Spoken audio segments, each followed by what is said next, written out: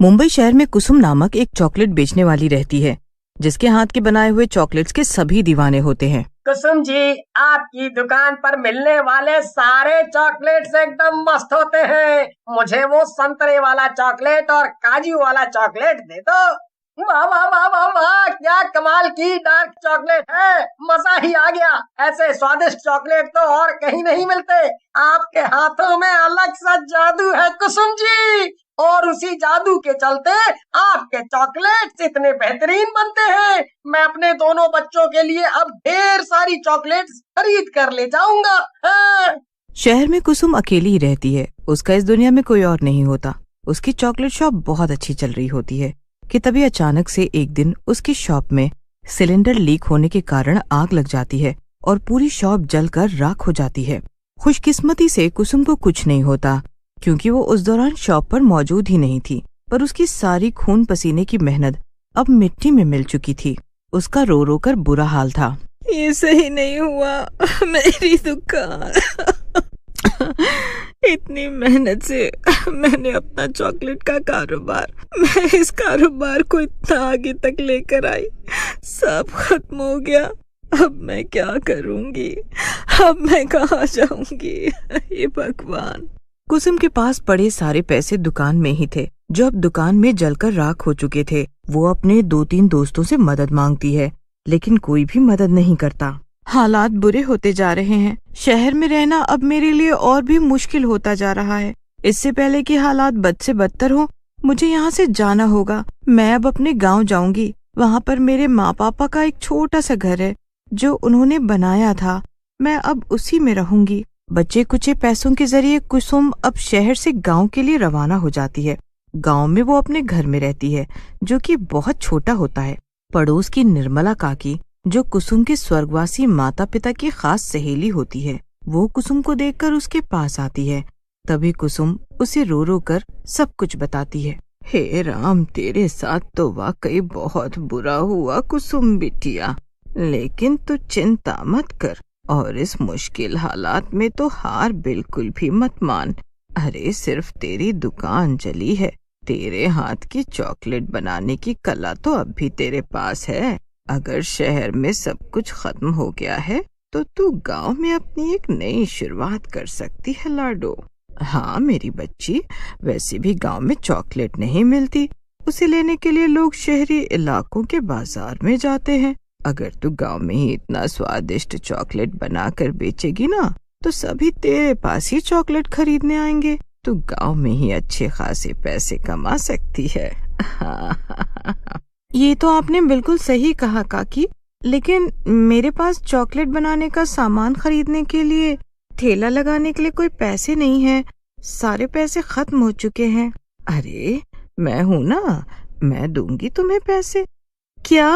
हाँ, तू मुझे बाद में पैसे वापस कर देना बिटिया, लेकिन फिलहाल तुझे पैसों की ज्यादा जरूरत है। ये ले बिटिया, जाकर सारा सामान खरीद ला और एक नए सिरे से शुरुआत कर।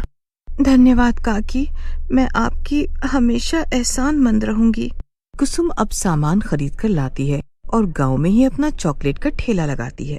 अरे वाह, चॉकलेट, वो भी हमारे गांव में। अब तो हमारे मजे ही मजे हैं। दीदी, मुझे वो वाला चॉकलेट दो और मुझे ये वाला।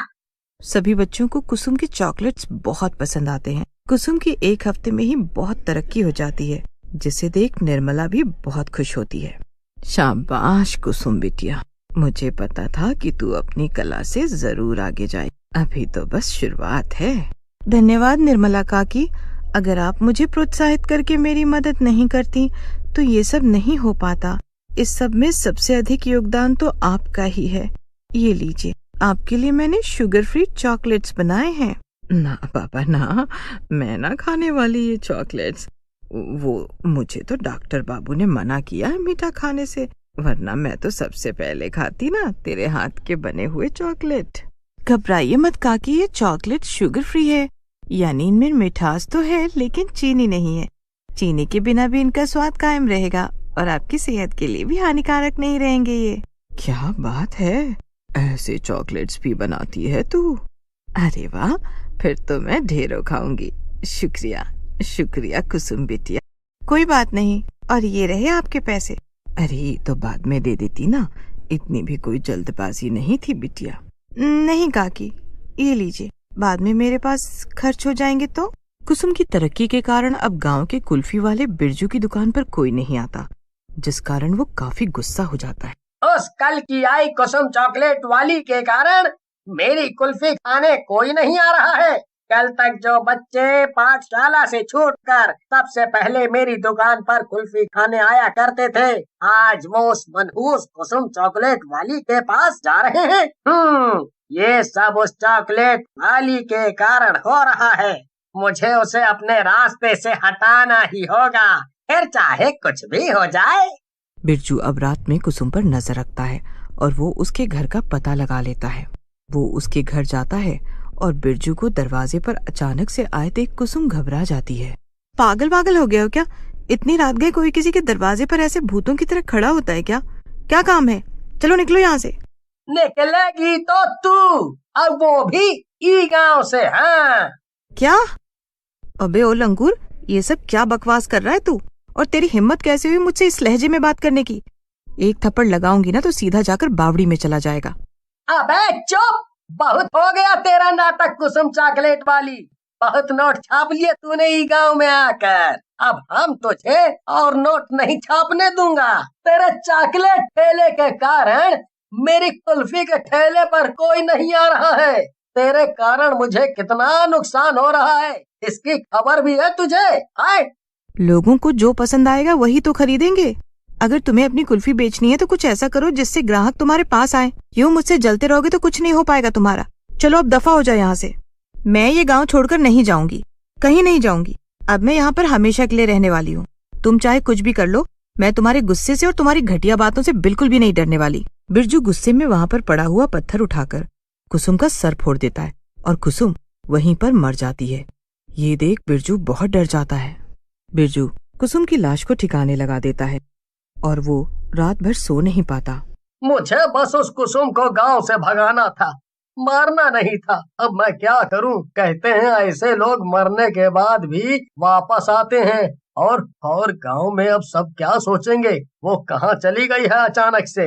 नहीं, ये बात पुलिस के हाथों में जाए उससे पहले हमें कुछ करना होगा, जिससे कुसुम की मौत का इल्जाम किसी पर ना जाए, किसी को शक ना हो। बिरजू अब एक चिट्ठी लिखता है और उसके घर में रख देता है।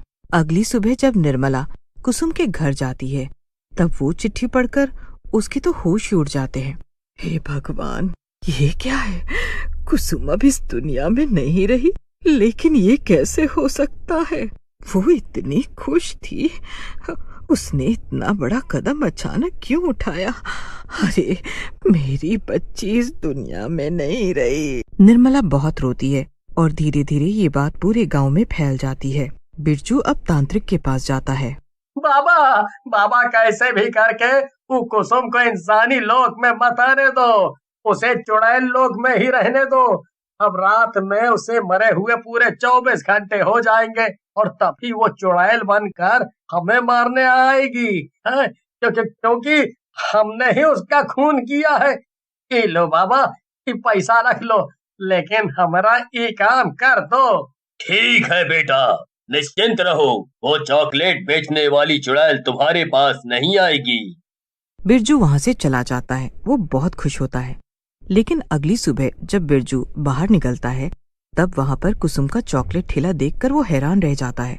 सभी गांव वाले और साथ ही निर्मला भी कुसुम को देखकर घबरा जाती है।